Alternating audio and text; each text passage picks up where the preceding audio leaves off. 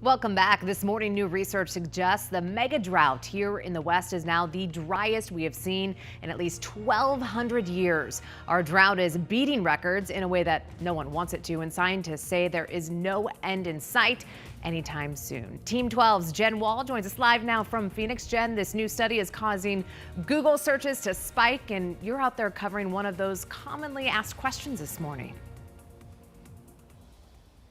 Yeah, you got it. Good morning to you, Emily. So when this study was released, searches on Google spiked for everything from the worst drought in 1,200 years to what we are talking about this morning, drought-resistant plants. The new study comes from the journal Nature Climate Change. It found intense drying last year, about as dry as 2002, one of the driest ever recorded for the region.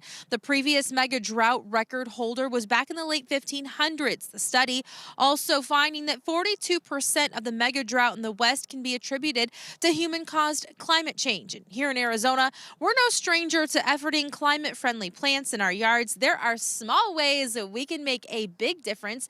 Joining me live this morning here at Summer Winds Nursery is Rich Furnish. Thank you so much for being here.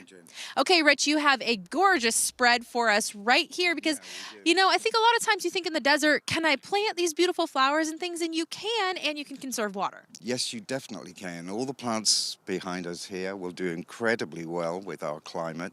They are low water usage. They're not drought tolerant, but they're definitely drought resistant. So they do really well.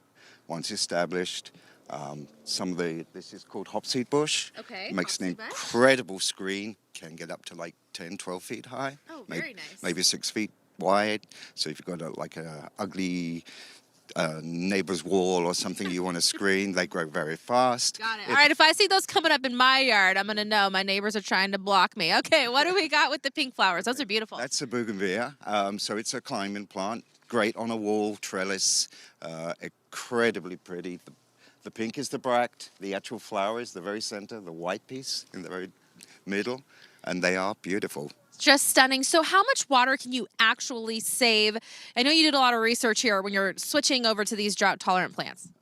Basically, the plants we have here, you're going to use 2/3 less than you would on plants that are more regular water usage. So these guys, you're going to maybe water, literally 2/3 less than a regular plant that you'd grow in your yard. Hey, that's a huge deal, especially when you're talking about saving water, which is so precious here in the desert. So we just talked about the drought-resistant plants coming up live at 6:30, guys. We're going to be talking about drought-resistant trees to help get what little shade we can find here in the desert.